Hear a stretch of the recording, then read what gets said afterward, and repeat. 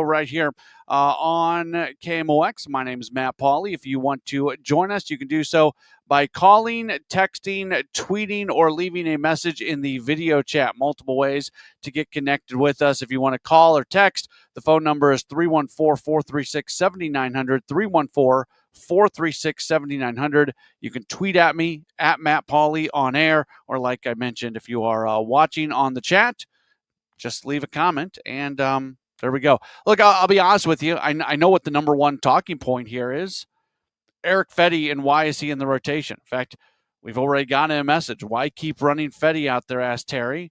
Cardinals probably could have won this game with the bullpen. You're not going to get a fight from me on this one. It's not that I don't want to talk about things. It's that I don't know what to add to this conversation. I don't think Eric Fedde should be in the rotation. I think it's questionable if he should be on the roster at this point in time. I don't have much more to say. I just don't. And Oliver Marmol didn't have more to say.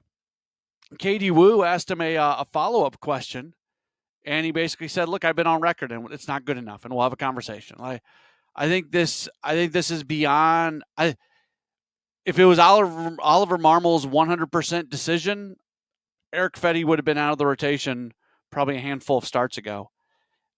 Is there an argument to be made to keep him on the roster and maybe put him in the bullpen just to work on some things to try to get him back to where he previously has been? Okay, sure, that's fine. If that's what you want to do, I'm not gonna yell or scream in one direction or another.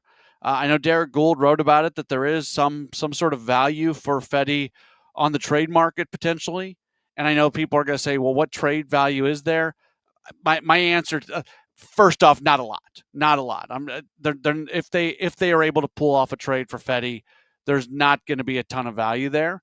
But if there is some value, I would think it would be connected to the fact of, look who he was at the deadline last year, and maybe there are some teams out there that feel like they can fix him. Okay. Look, there are teams out there that are really, really good at fixing pitchers. I bring up Quinn Priester with the Milwaukee Brewers.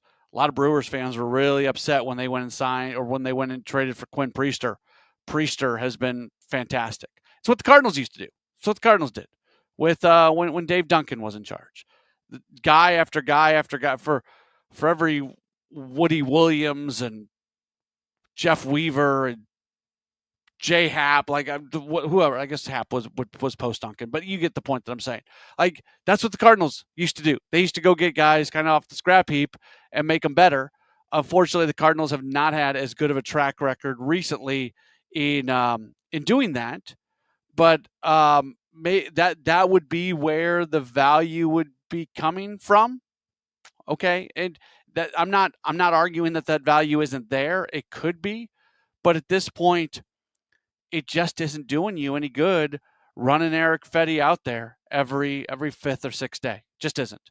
And we saw it again tonight against a very, very bad Rockies team where it wasn't good.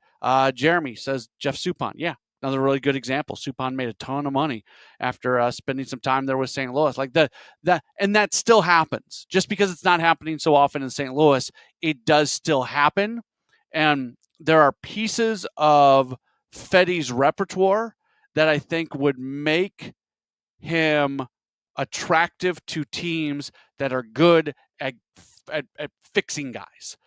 So that's why I don't laugh at the idea of there being some trade value for a Fedde, because I think there's going to be some teams that look at him and feel like they could do something with him. But right now, it's just not happening here in St. Louis for sure. 314-436-7900, 314-436-7900.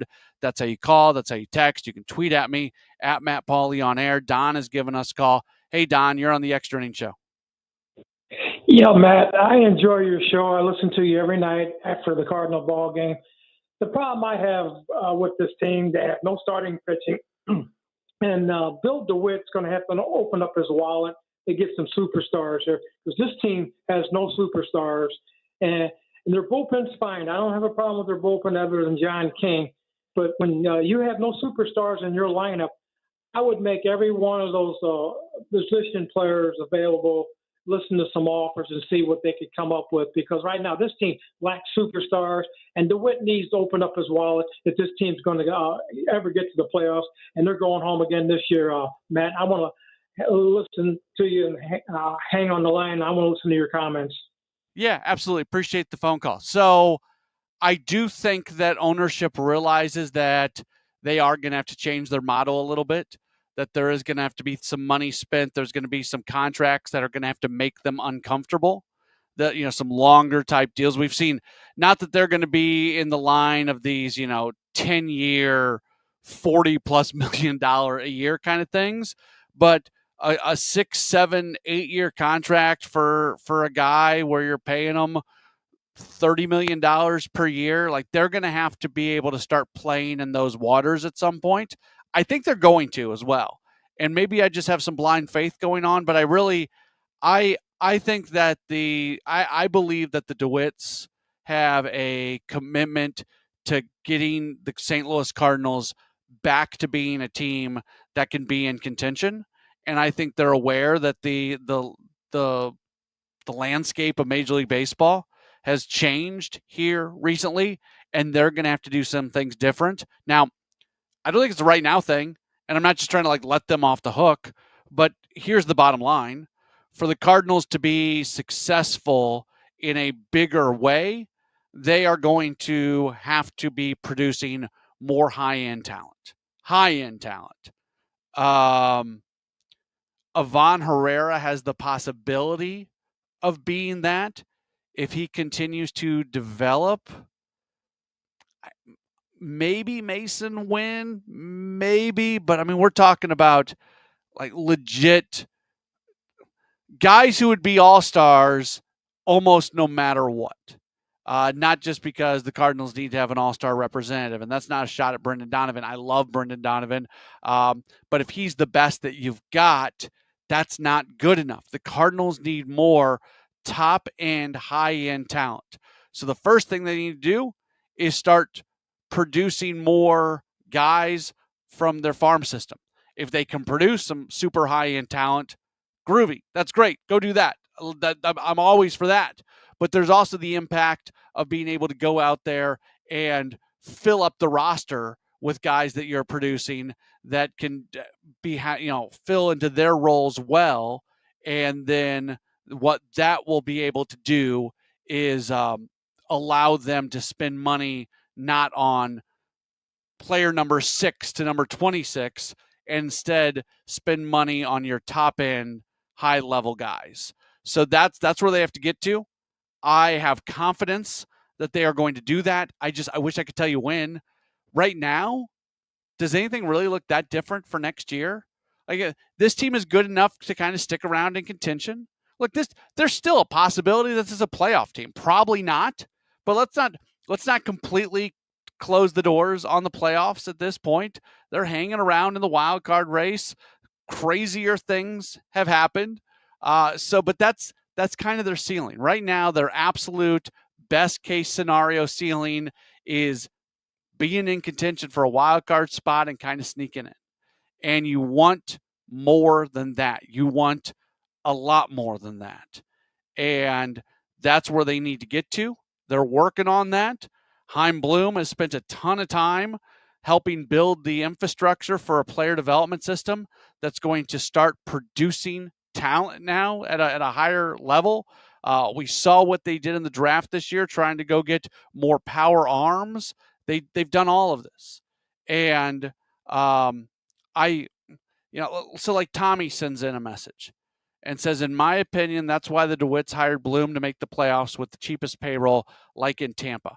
I don't think they're going to have I don't think it's going to be a Tampa situation. I think the scenario for the Cardinals that they're going to move towards is more like the Atlanta Braves, where you are spending legit money. You're not spending Mets money. You're not spending Dodgers money. You're not spending Yankees money, but you're spending legit money and you're producing players that can really impact you from your system, and you're locking those guys in. Like that, to me, that is the scenario. That's the situation that you want the Cardinals to fall into, and that's what they're going to look for, and that's what that I would love for something like that to happen. Let's go to some of the text messages that have come in. I always give this for those of you who are texting. Try not to send really long texts because we have this horrible texting system where everything gets broken up, and I have a hard time reading some of the texts that are really long because they come in the wrong order. So I'm kind of stumbling around trying to figure out some of these. From the 336, I think that is. Here's a novel idea. Why don't we put Matz in the rotation and move Fetty to the bullpen while also keeping McGreevy in the rotation? Matz is in the final year of his contract, and except for 2022, he's not lived up to expectations. So might as well make his deal worthwhile. Yeah, I would have put Matz into the rotation already. That's what I would have.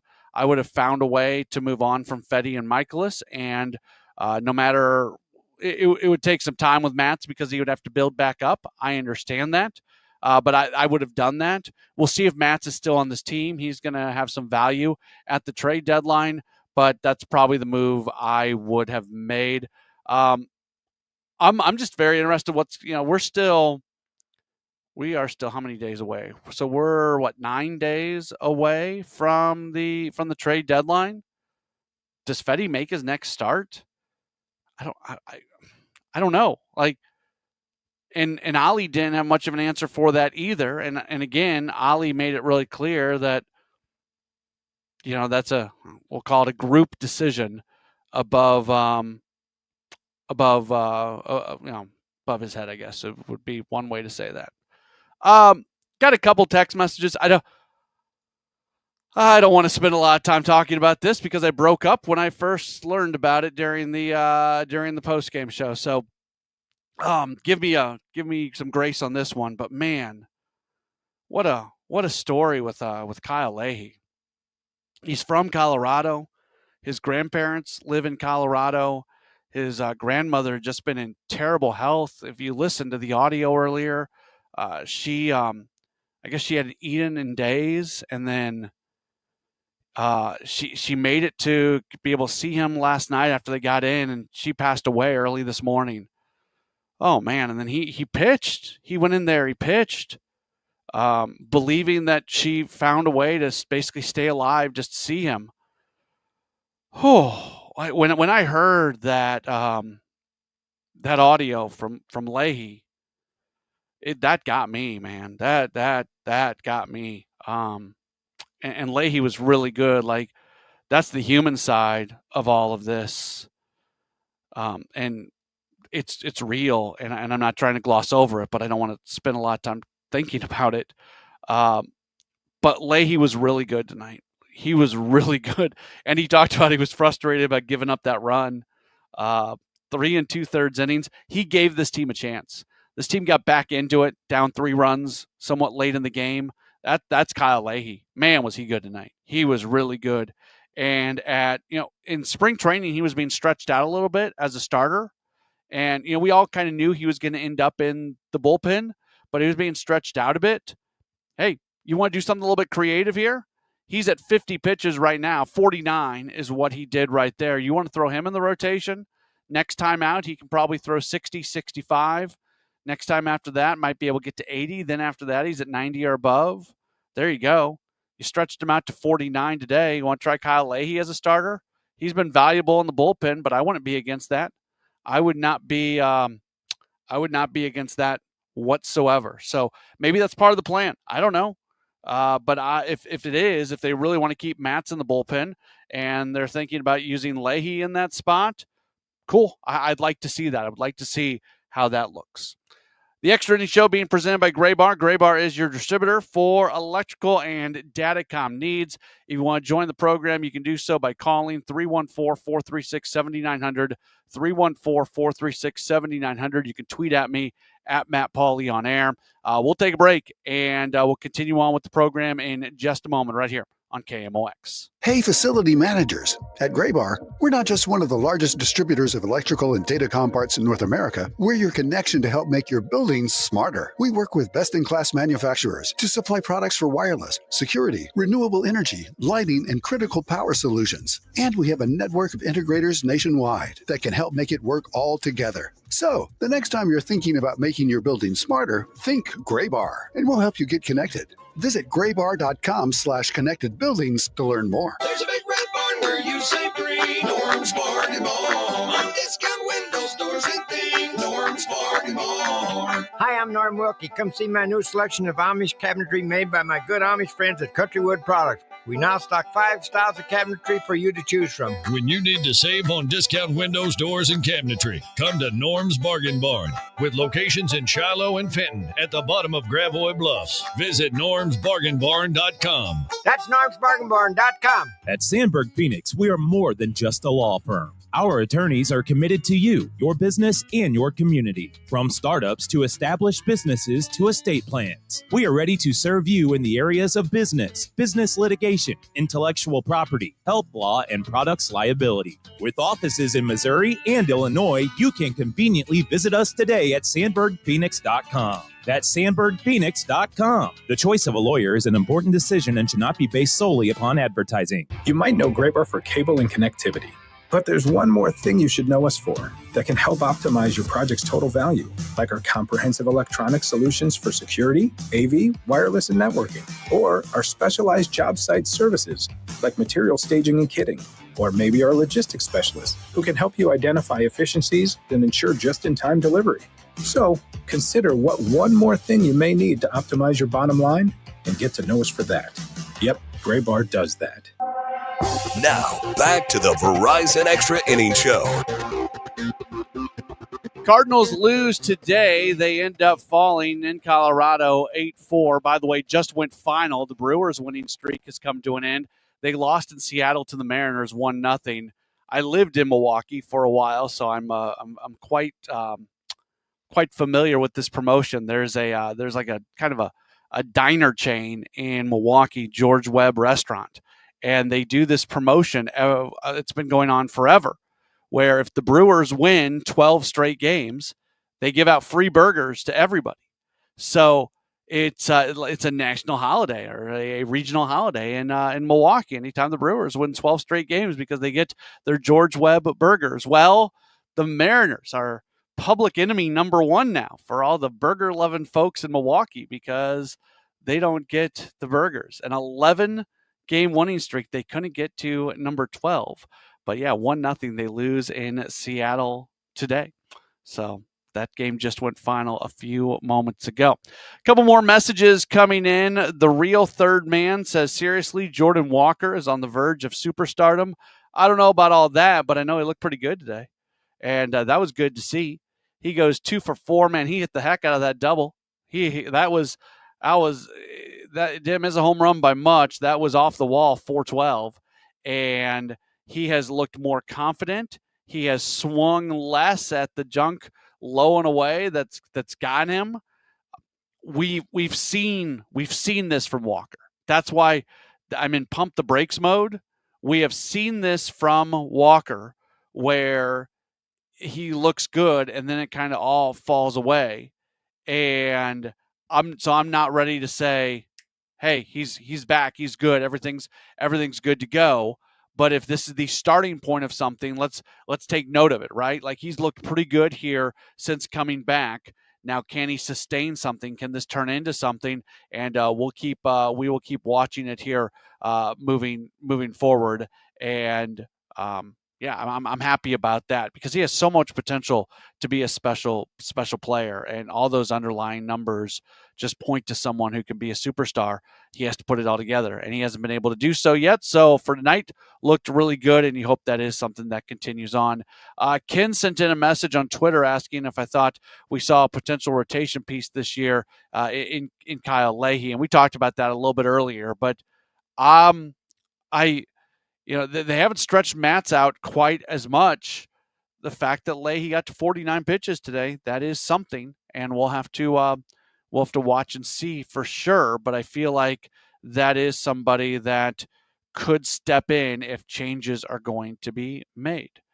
Text message from the 618 says, I sure hope the roster looks a lot different next year. They have 2 replacement level starters leaving the rotation and only $75 million in payroll before arbitration raises. Less than that if they move some of Arenado's salary. Incredible opportunity for Bloom. Yes, it is. Yes, it is. I agree with everything said in that text. The only, speaking of pumping the brakes, I just don't know if they feel like they're back into a competitive window next year. If they are, they have the resources to be able to do what they need to do to upgrade the roster. I just look at the end of the day, and you give credit to the team for doing what they've done so far this year. They are in legit wild card contention. They have played hard. They continue to be mostly a fun team to watch. I would encourage folks to continue to watch and listen and enjoy this team. I don't know what it's going to look like going in the deadline, after the deadline, and all of that. But I just, at the same time, how different does it look next year? Can it look different enough that you feel a lot better about the prognosis of this team here moving forward? What's on Deck, sponsored by Chesterfield Fence and Deck. The sign you have the very best, ChesterfieldFence.com. Cardinals tomorrow going to send Andre Palante to the mound for Palante. He has been struggling a little bit here recently, 5-6 and a 4.71 ERA. The Rockies, I don't know if they've officially announced this yet, but one of their reporters, Thomas Harding, had tweeted this out, so we're going to go with it. Tanner Gordon will pitch for them, a right-hander who has spent most of the year at AAA Albuquerque, where he's had a 5.25 ERA, but in the big leagues, he has a 4.24 ERA this year, and 3 starts, a 1-2 record. It would appear that the Cardinals are going to face off against Gordon. If they can win, they take the series. You never begrudge a series victory if they're able to get that tomorrow, but at the same time, you would have really liked to have found a way to win all 3 of these games. And now tomorrow, I guess it's a must-win in the sense that if you lose a series to the Rockies after getting swept by the Diamondbacks, it may almost not matter what you do against the Padres. So if you really want that Padres series to still matter leading into the trade deadline, tomorrow's a game that you got to win. Tomorrow's a game that you got to win. I don't think I'm saying anything that's crazy when I make that statement that tomorrow is one that there is obviously some importance to it. All right, let's go ahead and wrap this thing up for the day. Appreciate you being tuned in with us. A tough one. I appreciate all the listeners tonight, like just not hammering in on the Erick Fedde stuff because I don't know what more there is to say. Most everybody kind of agrees at this point that the Cardinals would be better off if he's not in the rotation. Some people think find a way to trade him, DFA him, move him to the bullpen, whatever it might be. Find an injury, get him on the injured list. Like there's lots of things that can be done, but it feels like the general consensus is that Fedde is just not pitching well enough right now to give this team a chance to really win, and that is disappointing. And we'll see what kind of news we might get about Fedde over the next few days. But tomorrow's game, by the way, a 2:10 first pitch, and we will have coverage at 1:15. I think I said What's on Deck is presented by Chesterfield Fence and Deck. The sign you have the very best, ChesterfieldFence.com. If I didn't say it, I said it. If I did say it, I said it twice, and that's okay too. And we'll talk to you again tomorrow for more Cardinals baseball right here on